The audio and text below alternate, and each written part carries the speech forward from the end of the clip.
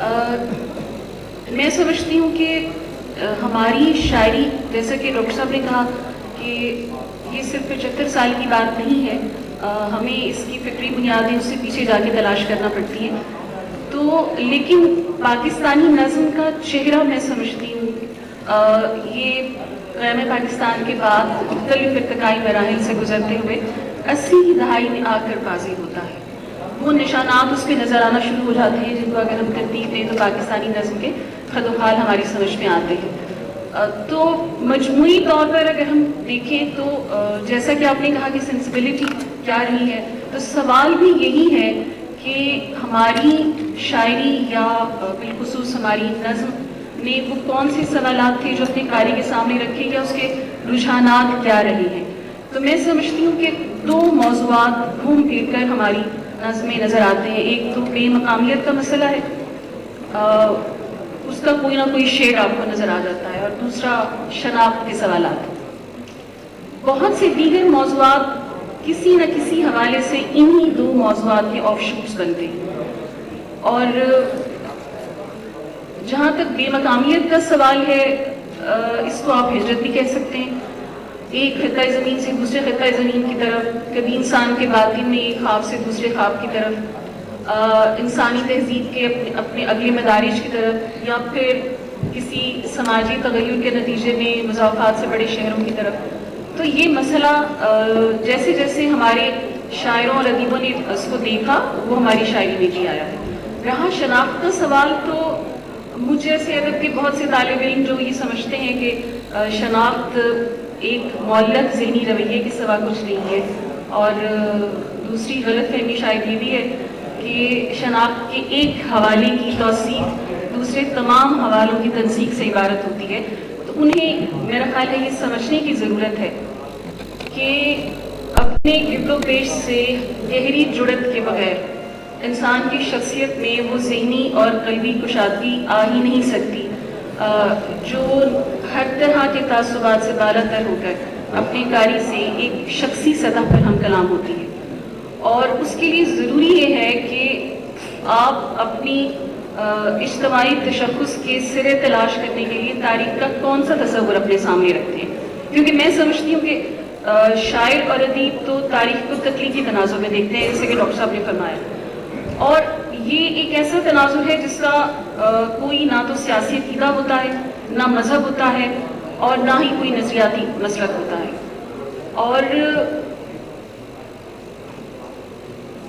اس لیے میں کہہ سکتی ہوں کہ ہماری جو 75 سال کی نظم ہے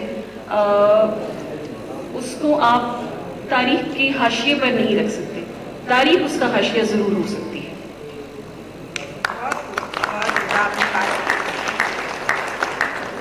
ڈاکٹر ناہید قمر نے ان موضوعات کی طرف اشارہ کیا جو شاعری کا موضوع بنتے رہے ہیں، اور ہماری گزشتہ 75 سال کے دوران بھی وہ شاعری کا بنیادی موضوع رہے ہیں. مہاجرت کا احساس، جلاوطنی کا احساس. یہ جلاوطنی ایک مقام سے دوسرے مقام کی طرف بھی ہو سکتی ہے، اور انسان کی اپنی ذات کی جلاوطنی بھی ہوتی ہے جو اپنی ذات کے اندر ہی ہوتی ہے.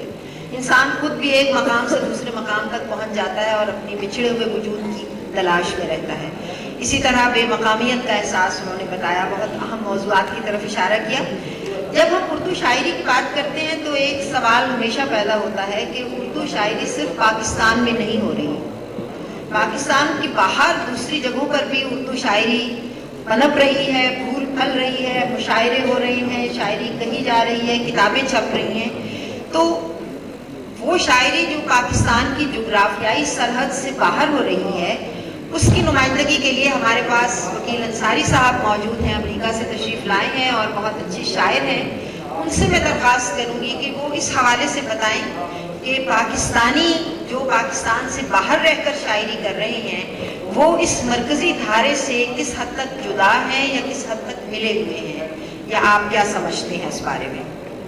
یہ سب سے پہلے میں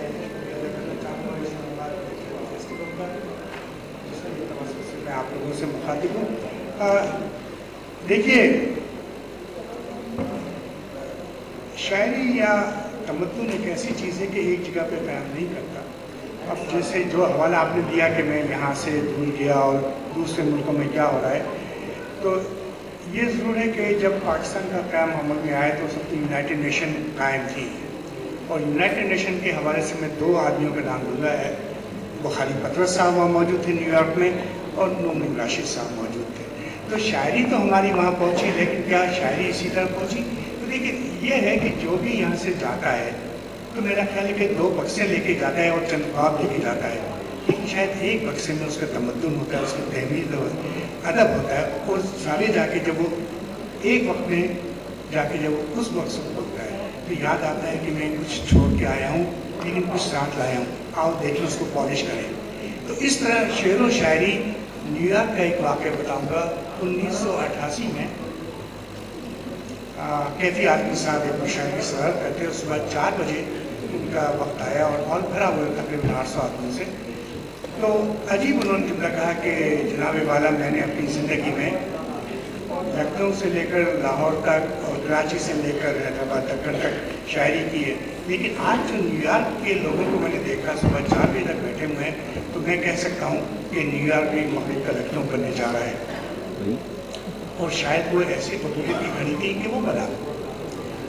آج میرے سامنے محترم ہمارے بیٹھے ہوئے ہیں. 1990 کا ذکر ہے جب ہم جشن ندیم قاسمی منا رہے تھے اور پروفیسر فتح ملک صاحب وہاں موجود تھے، اور یہ میری خوش قسمتی اس پورے جشن کو منانے میں ایک میرا کنیکٹ تھا. تو ہوا یہ ہے کہ یہاں سے جو کچھ ہم پڑھ کے گئے تھے، لے کے گئے تھے، ہم بار بار تو نہیں آ سکے لیکن بار بار ان لوگوں کو بلا سکے جو کہ واقعی ادب کے مینار تھے. تو اس حوالے سے نیو یارک کو ہم لوگ آج کل اردو ادب کی نئی بستی کہتے ہیں، اور یہ عنوان اردو ادب کی بستی یہی نہیں بلکہ پوری دنیا میں اس حوالے سے مشہور ہے کہ لندن بھی لوگ گئے تو مشاعرے ہوئے. اسی طرح نیو یارک ہو، ٹورنٹو ہو، یہ تو ادبی محفلیں ہوتی ہیں.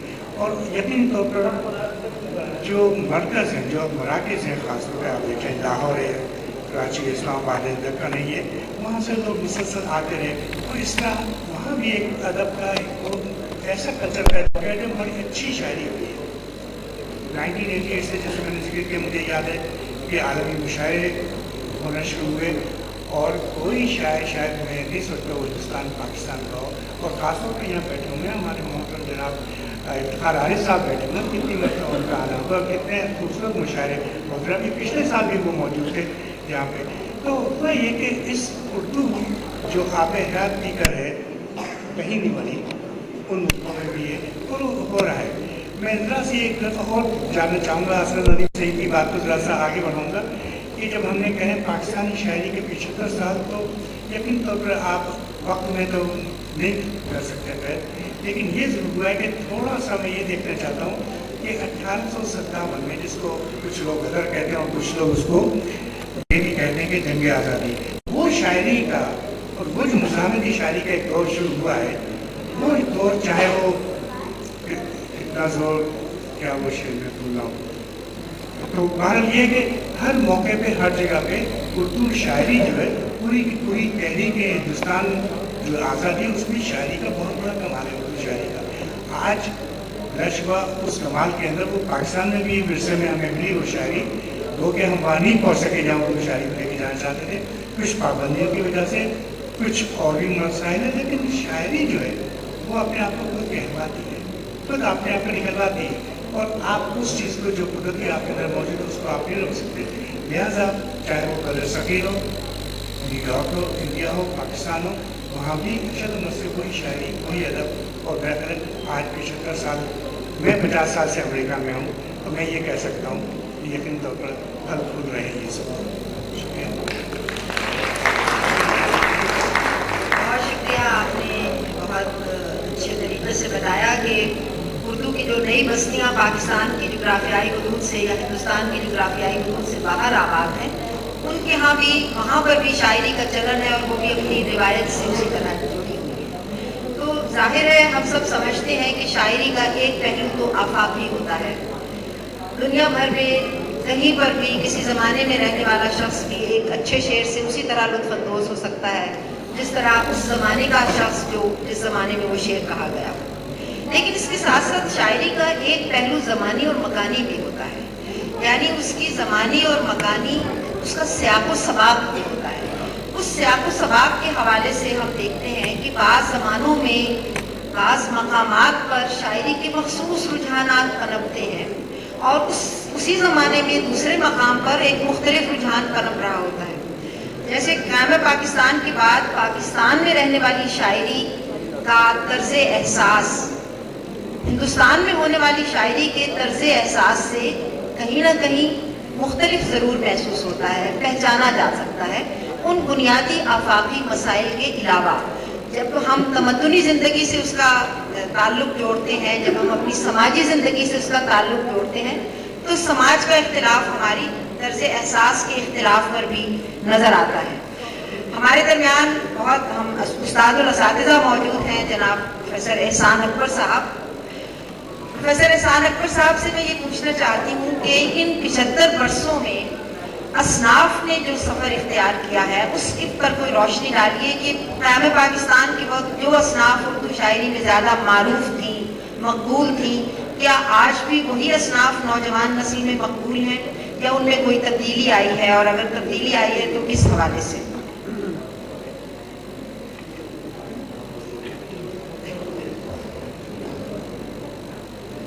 بسم اللہ الرحمن الرحیم. یہ میرا بڑا پسندیدہ موضوع ہے تو میں چاہوں گا اس پر ذرا کھل کے بات کروں. میں نے اصل میں جب قرت کا ناول پڑھا تو میں سوچنے لگ گیا تھا کہ ہمارا کچھ کلچر ملچر ہے. پھر اس کے بعد مسئلہ لمبا ہو گیا, اگرچہ کہ اداس نسلیں نے بھی کچھ ایسی بات کو چھیڑنے کی کوشش کی, لیکن اس سطح پر اداس نسلیں میں چھیڑی نہ جا سکی. قرت کی بات اپنی جگہ پر محدود رہ گئی کہ اسے اس لیے اسے معلوم نہیں تھا کہ ایک مسلم اکثریت کے ملک کا جو ہے اس کے کیا معاملات ہیں جہاں پر ایک تہذیبی روح قطع ہوئے بغیر آ رہی ہے. وہ وہاں پر تھی جہاں تہذیبی روح 47 میں ایک دھچکے سے ساتھ ہوتی ہے, اور پھر وہ وہاں پر وہ روح اپنے راستے نکالتی رہی ہے اس کے مختلف جگہوں پر مختلف باتوں سے. میں بات کو کرتے ہوئے یوں دیکھوں گا کہ شاعری میں ہم نے کچھ ایسا ہے جو کھویا ہے. مثلاً ہم خطاط لکھا کرتے تھے, 50s میں بہت لکھتے تھے. عدم تو بادشاہ تھا خطاط کا, اور کوئی محدود حد تک نہیں. اس کے خطاط کی کئی کتابیں تھیں اور ہمیں ازبر یاد ہوا کرتے تھے خطاط. اسی طرح اختر انصاری, اکبر آبادی, اسی طرح اور لوگ, تو خطاط کا ایک چلن تھا. پاکستان میں خطاط ختم ہو گئے اور وہ جو حالی کے قطع نگاری تھی وہ ایک نظم یا ایک بات یا ایک کہانی کو بیان کر کے کرتی تھی. اب ہم نے اس کی ایک شکل 4 مصروں کی کر دی, لیکن وہ بھی ہم نے 4 مصروں کے قطعات کہنے بھی کم کر دیے. اسی طرح ربائی ہے شاعری کے اندر. وزن سے ہمارا جب ہاتھ تنگ ہونا شروع ہوا تو اینٹی غزل بھی ہم نے کہی, نثری غزل بھی کہی, اور ہم نے ربائی کہنا بھی چھوڑا کہ ربائی ایک مخصوص وزن میں بات کرتی. تو اب ایسا ہے کہ ترجمہ جو ہے ہمارے ہاں اس سطح کا نہیں رہ سکا شاعری میں جس سطح کا کہ 20ویں صدی کے آغاز میں ہی ہمارے لوگوں نے کر کے رکھ دیا. مثلاً فراخت نسلی نائٹ والا اکثر شب تنہائی میں کچھ دیر پہلے نیند سے بیتی ہوئی دلچسپیاں, گزری ہوئی دلچسپیاں, بیتے ہوئے دن عشق. میں اس کو تفصیل میں پڑھتا نہیں, وقت بہت قیمتی ہے جو ضائع ہو جائے گا. اسی طرح بہت سے یادگار تراجم ہم جو پڑھا کرتے تھے ابتدائی انگریزی کے کتابوں میں، ابو بید ادهم کی مثلا نظم، تو کیا اچھا اس کا ابو بید ادهم پہ برحمت خدا کی ہوا خواب شیریں سے بیداری شب. اسی طرح سے کئی مطلب ہے کہ نظمیں تبا تبائی کے کیے ہوئے ترجمے، مثلا سبحان اللہ ایسا اس نے ترجمہ کیا کہ گرے کی قبر کے اوپر تبا تبائی کا اردو ترجمہ، نظم تبا تبائی کا اردو ترجمہ جو ہے اس کی ایک سلیٹ باقاعدہ ایک کھڑی کی گئی انگریز کے ہاتھوں سے. تو ترجمہ ہمارا شاعری کے اندر بہت، یہ بیچ میں آ کے درمیان میں مصطفیٰ زیدی کے ہاتھوں بڑا ترجمہ آتا ہے سامنے. میں جس افسانے کا کردار پلوریس شیکسپیئر کا ایک کریکٹر ہے اس کو وہ پیش کرتا ہے. پلوریس کہتا ہے میں جس افسانے کا کردار ہوں اس کا ہیرو عرش پہ چلتا ہے، تاروں پہ قدم رکھتا ہے، اس کی تحریر میں یونان کے بت رہتے ہیں، کنیزوں میں نگاراں میں نظر رکھتا ہے، تاؤسو طرف زارو گزارو نکل دیرو فردوسو صناتی تو حرم رکھتا ہے. وہ جس افسانے کا کردار ہے اس افسانے میں میں جب آتا ہوں تو بھیجے کو خبا آتا رنگ اور نور کے سیلاب میں میری صورت آئینہ دیکھنے لگتا ہے تو شرم آتا ہوں. دن گزرتا ہے نئے زخموں کو گنتے گنتے، رات آتی ہے تو ہر زخم کو سہلاتا ہوں.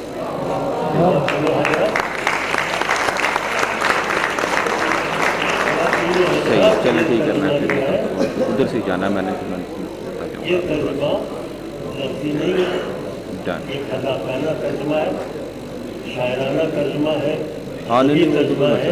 اگر کرنی تو آپ آن لائن ٹرانسلیٹ کر. مصطفیٰ نے اردو کی سینسبلٹی اسی سطح پر کریٹ کی ہے جس سطح پر شیکسپیئر نے پلوریس کے کردار کو ڈرامے میں ڈپکٹ کرتے ہوئے اس کی بچی جس نہر میں پھینک دی جاتی ہے اس کا جو دکھ ہے وہ جاتا ہے. تو جس عمدگی سے انگریزی میں بیان ہوا اس سے زیادہ عمدگی کے ساتھ میں سمجھتا ہوں اردو کے اندر اس کی نظم بیان ہے. ہمارے لوگوں نے پھر وہ محنت جو میں نے عرض کیا نا وہ نہیں کی. ہمارا تنقید لکھنے والا کہنے لگ گیا تھا کہ کثری آدمی آنے لگ گئے. اب وہ آدمی یا انسان کا بھی ایک مسئلہ ہمارے ناقد کے ساتھ آ گیا تھا. آدمی کم ہو گیا. آدمی کا ذکر ابھی راشد کے ہاں بھی تھا کہ یہ لوگ آدمی کم ہے انسان کم ہے. تو یہ جو بہت پہلے اس نے جگر میں دیکھ دیا تھا، زہری خرد نے دن یہ دکھائے ہٹ گئے انسان بڑھ گئے سارے. زوال ہمارے ہاں درجہ بدرجہ دو آیا تو شروع کے زمانوں میں محسوس نہیں ہوا، اس لیے کہ کنٹینیوٹی آ رہی تھی. اور وہ جو پہلے پارلیمانی عہد تھا 10 برس کا اس کے اندر ہم نے بہت بڑے کام کیے اس ملک کے اندر. تمام بڑے ہماری چیزیں جو بنی ہیں پہلے 10 برسوں میں بنی. پکنک بنی ہو یا مطلب ہے ہمارے پی آئی اے بنی ہو جس کا پوری ایشیا نے جس کی ریس کی، جس سے افریقہ کی ایئر لائنس چلی، جس سے بہت سارے یورپی ملکوں کی ایئر لائنس اپنا رابطہ رکھ کے خوش ہوتے. تو ہم نے ایسی ایسی چیزیں بنائی اور پہلے 10 برسوں میں بنی. اس زمانے کی ہماری شاعری تو ہمارا غزل وہ بھی مطمئن تھا. وہ کہتا تھا کہ کہتے ہیں کہ غزل جو ہے کہ قافیہ پیمائی ہے. یہ قافیہ پیمائی ذرا کر کے تو دیکھو. تو نظم چلتی چلی آ رہی تھی، اس نے یہ آواز غزل کی بہاری کی. ہم جب سنتے ہیں تو اور پھر اس کا آواز کو اسٹرینتھن ہو کے دیکھتے ہیں ایک اور آواز کے ساتھ جو شکیب کی آواز ہے، اور شکیب سے ہمارا نوجوان طبقہ متاثر ہوتا ہے، بہت متاثر ہوتا ہے. ہمارا نوجوان اقبال سے ایک چیز سیکھ چکا تھا کہ شاعری کے موضوع پھیلنے چاہیے، تو غزل کو اقبال نے بہت پھیلا دیا تھا.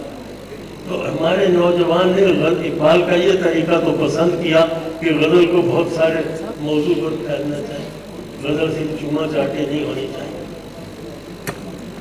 اور پرانے خیالات کی وہ جسے حالی نے کہا تھا جگالی نہیں ہوتی رہنی چاہیے.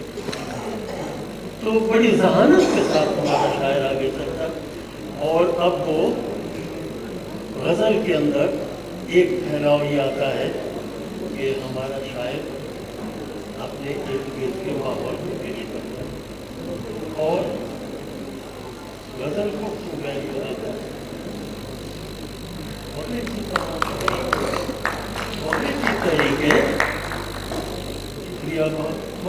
تحریکیں مصوری سے مرکزی طور پر انسپریشن لیتی ہے، اس لیے کہ مغرب کا جو اصلی میڈیم ہے آرٹ کا وہ پوئٹری نہیں ہے.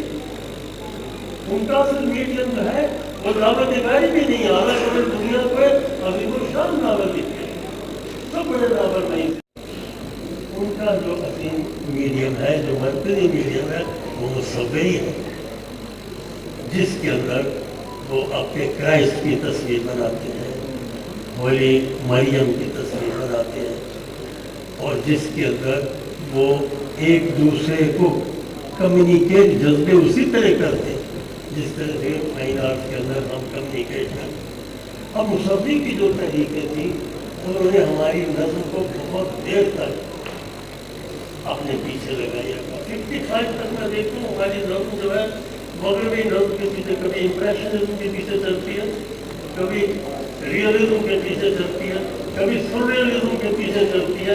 ہمارے یہ پرابلم بہت اہم بات آپ نے فرمائی کہ مغرب کا بنیادی میڈیم فن کا یہ ہمارے مسئلے ہی نہیں تھے جی، اور مشرق میں بنیادی میڈیم آرٹ کا ذریعہ اظہار شاعری رہا ہے، اور ہماری شاعری مغربی مصوری سے بھی متاثر ہوئی. پورا تو نہیں ہو گیا جی، ابھی اگلی گفتگو چلے گی، اگلی بات ہوگی، دوسرا راؤنڈ ہوگا. بہت شکریہ. اور پروفیسر صاحب نے بالکل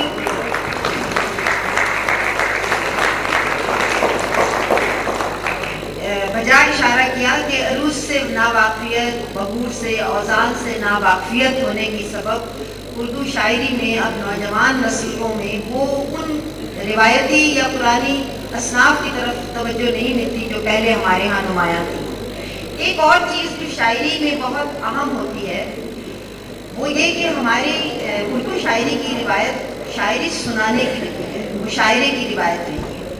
اور جب ہم سنانے کی بات کہتے ہیں تو یقیناً اس کے لیے ایک سننے والا بھی ہوتا ہے، ایک سامع بھی ہوتا ہے، وہ بھی شاعری کے فروغ میں اور اس کی نشو و نما میں بہت اہم کردار ادا کرتا ہے.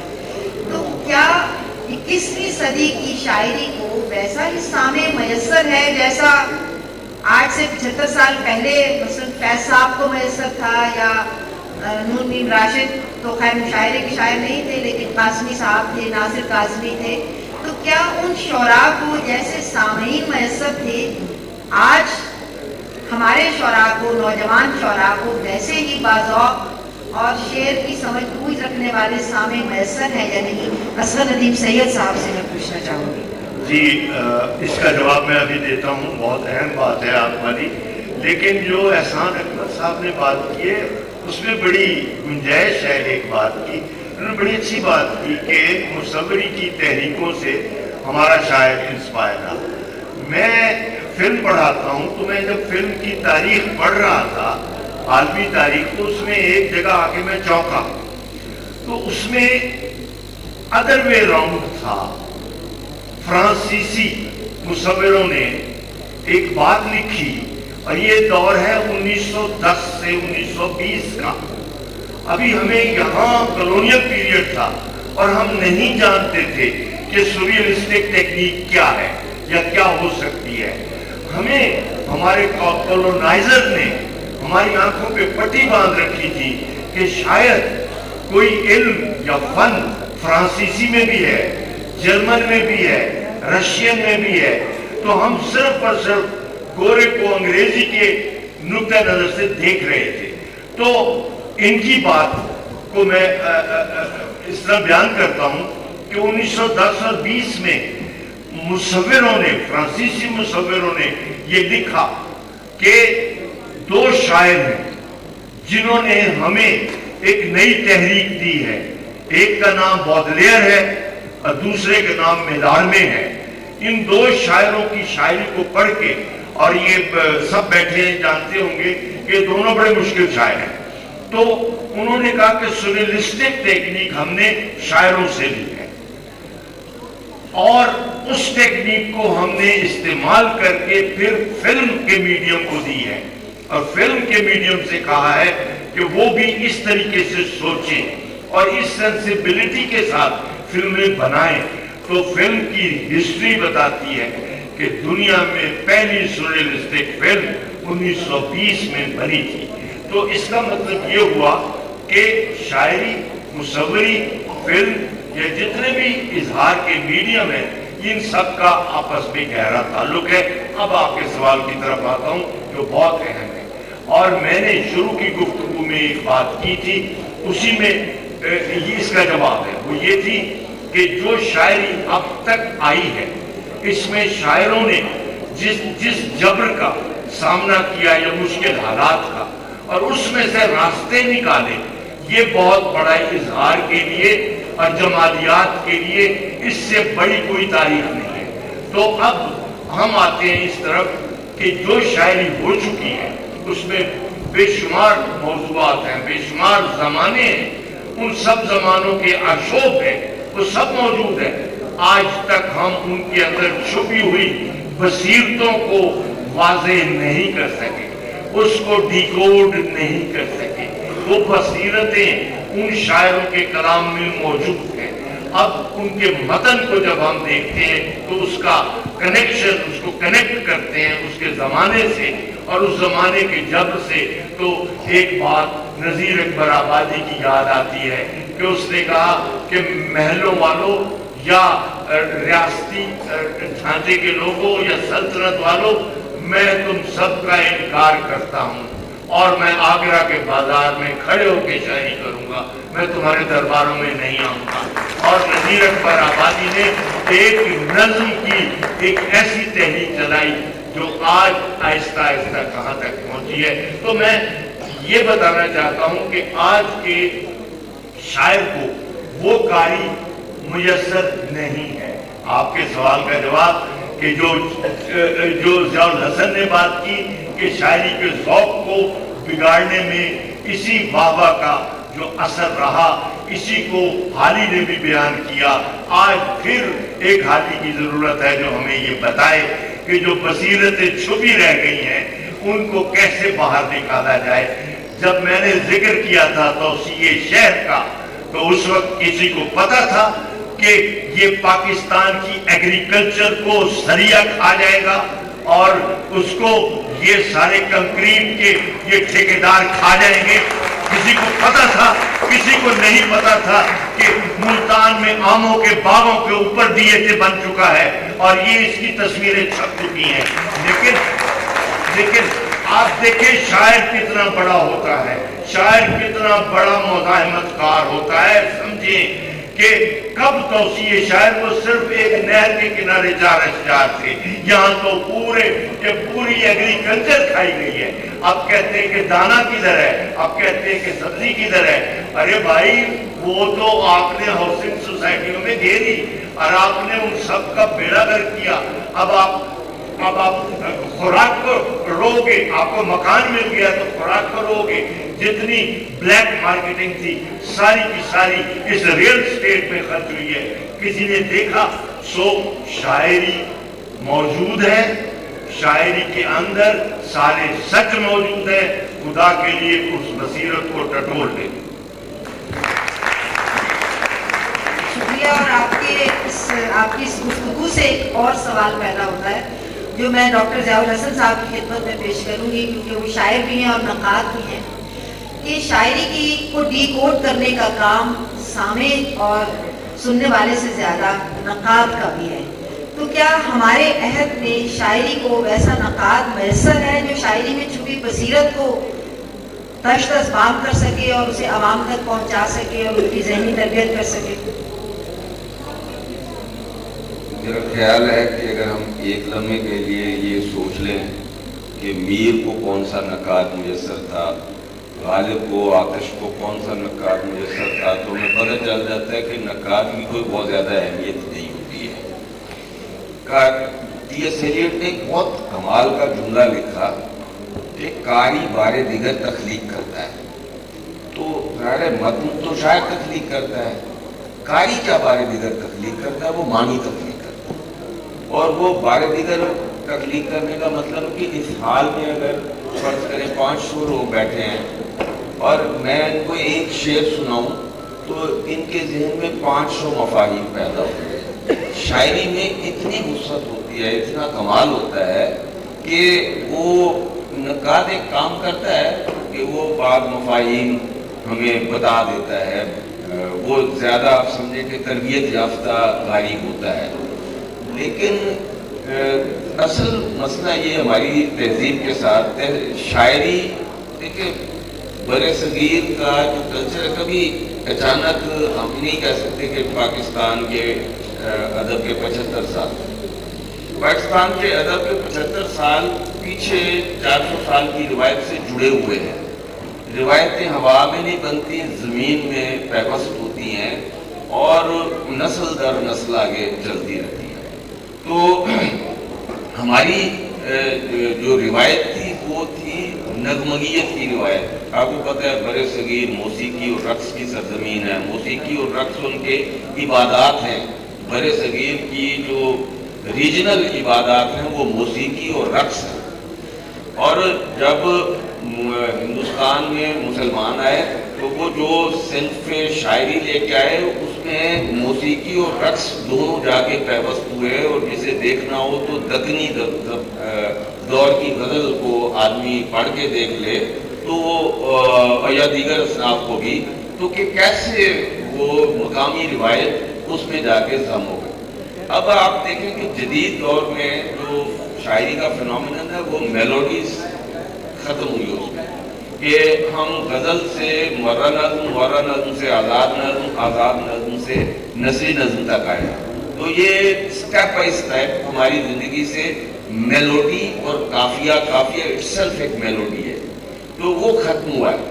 तो इसका मतलब है कि ये जो दुनिया जिसमें हम रहते हैं, जिसे सनतों ने बनाया है, जिसे सनतकारों ने बनाया है, जिसे बिल्डर्स जैसे शासक कह रहे थे उन्हें बनाया है, इस दुनिया ने हमारे वजूद की नगमगियत खा ली है, हमारे वजूद की सौत को खा लिया है। अब हम यानी जिस तरह से तब्दीली आई, अब मगरब में और बल्कि आलमी सतह पर तो शायरी अब उस तरह से तख्लीक भी नहीं होती है। शायरी आखिरी खिता होगा जहाँ शायरी इस तरह से तख्लीक हो रही है, और भी वो भी शायद मुशायरे की हद तक और मुशायराती शायरी ही ज़्यादा है।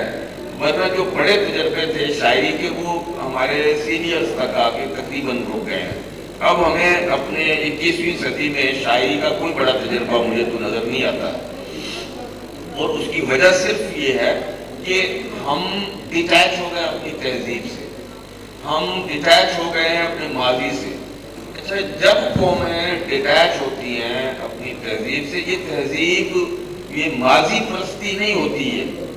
तहजीब से अटैच होना माजी परस्ती नहीं होती है। तहजीब से अटैच होने का मतलब है कि मैं अपने वजूद से अटैच हो रहा हूँ। हम जेनेटिक्स को तो मानते हैं कि जेनेटिक्स जो है विद टाइम आगे ट्रैवल करती है, तो हम इस बात को क्यों नहीं मानते कि विद टाइम हमारे तहजीबी अनासर भी हमारे साथ ट्रैवल करते हैं। और अगर आप उसको एक जगह पे आके जदीदियत के नाम पर या माँ बाप जदीदियत के नाम पे उसको रोकें या रोकने की कोशिश करें या बदलने की कोशिश करें, तो उसका नतीजा ये होगा कि हम उस लाइफ में आ जाएंगे जिसे आप ये बच्चे जो बैठे हैं ये तो ब्रांड के अलावा जिंदगी को सोचते नहीं है। अब जिंदगी को देखने की हमारी खिड़की है ब्रांड, और ये ब्रांड का लफ्ज मैं इनको यकीन दिलाता हूँ 2010 से पहले पाकिस्तान में नहीं मौजूद था। تو صرف 12 سال میں وہ اتنا ہمارے وجود میں پینیٹریٹ کر گیا ہے کہ ہم اس کے بغیر زندگی کو دیکھنے کی صلاحیت ہی سے محروم ہو گئے. تو شاعری جو ہے وہ ہمارے وجود کی جو ایک میلوڈی ہے وہ اس کو قائم کرتی ہے. ہم جتنا شاعری سے جڑتے ہیں گویا ہم اپنے وجود کی نغمگیت سے جڑتے ہیں. اور یہ صوت تو وہ ہے، صوت کوئی معمولی چیز تھوڑی ہے، اس صوت سے تو کائنات بنی ہے نا. وہ جو بگ بینگ تھیوری والے آئے ہیں وہ بھی تو اس بینگ کی بات کرتے ہیں اور ہم ان کی بات کرتے ہیں، دونوں اسباب ہیں. تو صوت بنیاد ہے اس کائنات کی، تو وہ ہمارے وجود کی بھی بنیاد ہوگی، لیکن ہم اپنے وجود کی بنیاد سے چونکہ دور آ گئے ہیں یا ہم چونکہ شاعری سے دور ہو گئے ہیں، اس وجہ سے ہم اپنے وجود کی بنیاد سے بھی دور ہو گئے ہیں.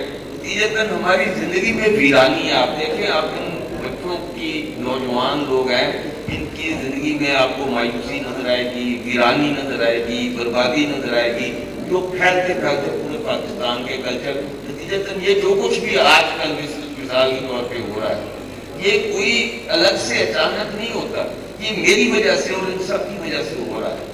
انہوں نے اپنے وجود سے تعلق نہیں رکھا، نتیجتاً انہوں نے ان کے وجود کو ویران کرنے کا، تباہ کرنے کا، برباد کرنے کا تعین کر لیا ہے اور کر رہے ہیں. تو یہ اتنی سی بات نہیں ہوتی کہ ہم شاعری نہیں پڑھتے، یہ اتنی سی بات نہیں ہوتی. ٹی ایس ایلیٹ نے کہا تھا کہ اگر کوئی مجھے یہ کہے کہ فلاں ملک کی انڈسٹری تباہ و برباد ہو گئی تو میں کہوں گا کہ یہ کوئی بڑی بات نہیں ہے، اس لیے کہ قوموں کی قومیں انڈسٹری لگاتی بھی ہیں، خرابی ہوتی ہیں، بربادی ہوتی ہیں اور پھر بنا دیتی ہیں. لیکن اگر کوئی مجھے یہ کہے کہ کسی ملک میں شاعری اور ادب تخلیق ہونا بند ہو گئے تو میں بہت پریشان ہوں گا، کیونکہ اس کا مطلب ہے اس قوم کے تخلیقی سوتے خشک ہو گئے ہیں. صرف شاعری تخلیق کرنے کا مطلب وہ قومیں جو فزکس تخلیق کرتی ہیں، جو کیمسٹری تخلیق کرتی ہیں، جو بایولوجی تخلیق کرتی ہیں، وہی قومیں ہوتی ہیں جو ادب بھی تخلیق کرتی ہیں. مسلمانوں نے شاعری کی ایک بہت بڑی روایت دنیا کو دی ہے. یہ وہی زمانہ تھا جب مسلمان دنیا کو علم کی بھی بہت بڑی روایت دے رہے تھے. اب نہ ہمارے پاس شاعری ہے، نہ ہمارے پاس کوئی اور ہے. آپ نے بالکل بجا فرمایا. منڈی کی معیشت ہوا کرتی تھی، اب منڈی کی ثقافت ہے، اب منڈی کی تہذیب ہے، اب منڈی کا علم ہے، اب منڈی میں ہنر ہے. تو ہر چیز منڈی سے وابستہ ہو گئی ہے. اور یہ بڑی خوبصورت بات آپ نے کہی کہ ہم اپنے وجود کی نغمگی سے محروم ہوتے جا رہے ہیں. اسی سے ایک سوال میرے ذہن میں آتا ہے کہ ایک صنف ہے اردو شاعری میں، نثری نظم. پچھلے 70 سال سے وہ اردو شاعری کا حصہ بننے کی کوشش کر رہی ہے، مگر ابھی تک پوری طرح سے بن نہیں پائی. حالانکہ بہت اچھی نثری نظم کہی جا رہی ہے، بڑے شعراء بھی اس طرف متوجہ ہو رہے ہیں، لیکن ابھی تک اہل علم و ادب کا ایک طبقہ اسے اس صنف تسلیم کرنے پر آمادہ نہیں ہے. ڈاکٹر ناہید قمر سے ہم پوچھیں گے کہ اردو میں نثری نظم کا آنا کیا نیک شگون ہے، کیا یہ اردو شاعری کا زوال ہے، یا یہ ایک بتدریج ہونے والا ارتقاء ہے؟ آپ اسے کس نظر سے دیکھتی ہیں؟ ڈاکٹر صاحب، میں تو نثری نظم کو نظم کے تخلیقی ارتقاء کا ایک مرحلہ سمجھتی ہوں، اور جہاں تک اس کے قبولیت کا سوال ہے تو میرے خیال ہے کہ سوال بھی اب پرانا ہو گیا ہے. رہی یہ بات کہ یہ ہماری شاعری کا زوال ہے، اس کو کس طرح سے دیکھا جا سکتا ہے. شاید نثری نظم کو کوئی راشد، کوئی مجید امجد یا فیض اب تک نہیں ملا. اس وجہ سے اس صنف کے حوالے سے قارئین میں یا عوام میں اس طرح کی قبولیت نظر نہیں آتی. لیکن جہاں تک اظہار خیال کی بات ہے تو ہمارے تقریباً ہر قابل ذکر شاعر نے اس کو اپنا وسیلہ اظہار بنایا ہے. اور غالب نے تو بہت پہلے کہہ دیا تھا کہ نالا پابندی نئے نہیں ہے، تو یہ نثری نظم اسی زمرے میں آتی ہے. اور میں سمجھتی ہوں کہ اس کو اس طرح سے بھی دیکھا جا سکتا ہے کہ شاعری کو صرف اوزان شاعری نہیں بناتے، یہ سینسبلٹی ہوتی ہے بنیادی طور پر. जो किसी ख्याल को शायरी के दायरे में ले आती है। वज़ार्ट ने कहा था कि मौसीकी सुरों में नहीं होती, सुरों के दरमियान मौजूद खामोशी के वक्फों में होती। तो नसरी नज़्म के लिए मेरा ख्याल है ये बहुत बड़ा जवाब है। जी, बहुत अच्छी बात कही आपने।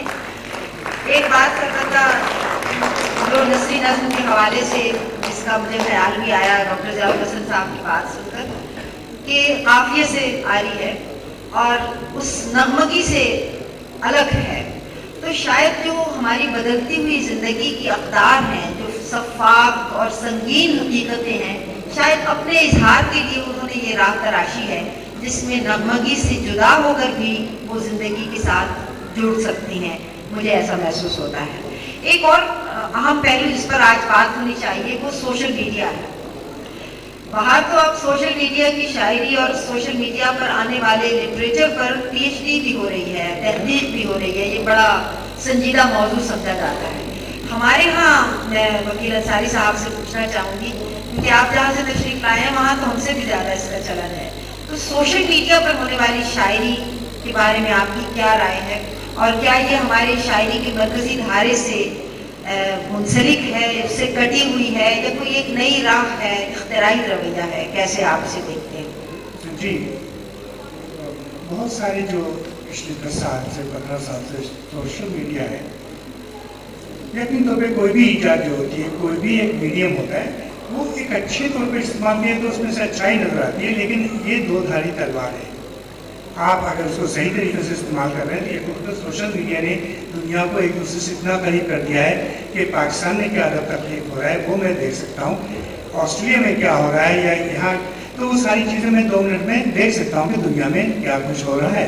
तो सोशल मीडिया के बारे में ये बात हो रही है कि बहुत अच्छी चीज़ है, ज़रूर होना चाहिए, लेकिन उसके कुछ ये भी है कि बहरहाल हर किस्म का शायर वहाँ हर किस्म का शेर, अभी बात हो रही थी औज़ान की या उसकी, तो बाद दफ़ा ऐसी बातें ज़रूर हो रही हैं जहाँ के सोशल मीडिया हमारे लिए, बल्कि ख़ासतौर पर देखने वालों की अज़ाब भी बन चुका है।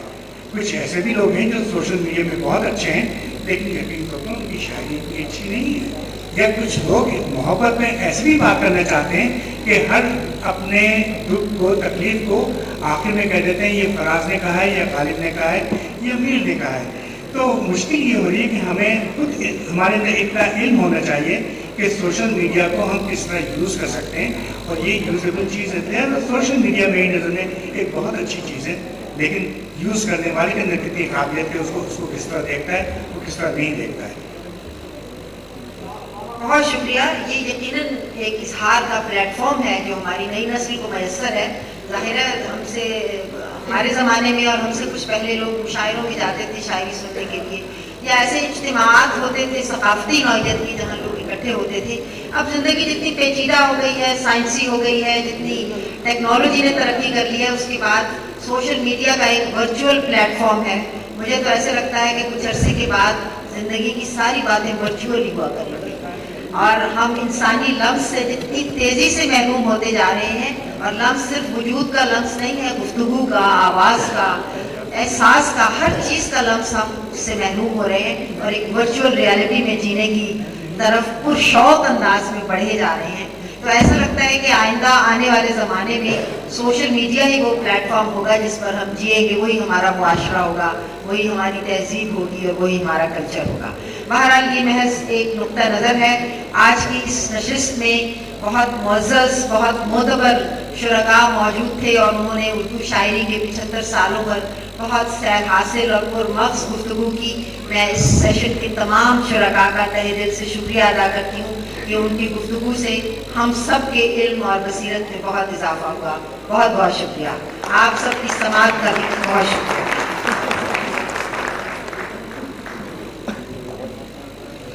जज़ाकल्लाह जी, बहुत खूब। एक दफा जोरदार तालियां होनी चाहिए। पाकिस्तानी शायरी के 75 साल आप लोगों के सामने